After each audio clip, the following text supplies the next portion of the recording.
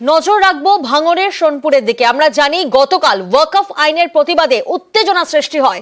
গতকাল দফায় দফায় বিক্ষোভ হয়, উত্তেজনা চলে, পুলিশের গাড়ি ভাঙচুর করা হয়, আগুন পর্যন্ত ধরিয়ে দেওয়া হয়। পরিস্থিতি নিয়ন্ত্রণ করতে পুলিশকে লাঠিচার্জ পর্যন্ত করতে হয়। আজ সকালে কি ছবি ভাঙড়ের সোনপুরে এই হামলার অভিযোগে 9 জনকে ইতিমধ্যে গ্রেফতার করা হয়েছে। প্রতিনিধি সান্নিক এই মুহূর্তে আমাদের সঙ্গে রয়েছেন। সান্নিক, গতকাল দফায় দফায় বিক্ষোভ, উত্তেজনা এবং আজ সকাল থেকে ভাঙড়ের সোনপুরের কি ছবি? দেখো, যে ছবি গতকাল সারাদিন দেখা গিয়েছে তার বিরুদ্ধে একেবারে কড়া পদক্ষেপ পুলিশের তরফে নেওয়া হবে, তেমনটাই কিন্তু স্পষ্ট বার্তা ছিল কলকাতা পুলিশের ভাঙড় ডিভিশনের কাছে।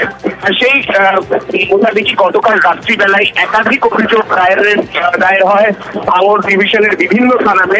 আমরা যে ছবি দেখতে পাই, উত্তর কাশীপুর থানায় বিভিন্ন অভিযোগ দায়ের হয়েছে এবং পাশাপাশি চন্দনেশ্বর থানাতেও বিভিন্ন অভিযোগ দায়ের হয়েছে। আর সেই অভিযোগের ভিত্তিতেই এখন পর্যন্ত যেটা খবর, মোট 9 জনকে গ্রেফতার করা হয়েছে, যার মধ্যে 8 জন উত্তর কাশীপুর থানা এলাকা থেকে গ্রেফতার করা হয়েছে এবং একজনকে চন্দনেশ্বর থানা গ্রেফতার করেছে। তাদের বিরুদ্ধে বিভিন্ন রকম একাধিক অভিযোগ দায়ের করা হয়েছে, যার মধ্যে অবশ্যই সরকারি সম্পত্তি নষ্ট সহ বিভিন্ন ক্ষেত্রে অশান্তি তৈরি করা বা অশান্তির ক্ষেত্রে প্ররোচনা দেয়া, এই ধরনের বিভিন্ন ধারা এক্ষেত্রে তাদের ক্ষেত্রে যোগ করা হয়েছে এবং সেই ভিত্তিতেই পুলিশ তদন্ত করে দেখছে কে বা কারা গতকালের এই গোটা ঘটনার পেছনে দায়ী ছিল। গোটা বিষয়টাই তদন্ত করে দেখছে কলকাতা পুলিশ। বেশ।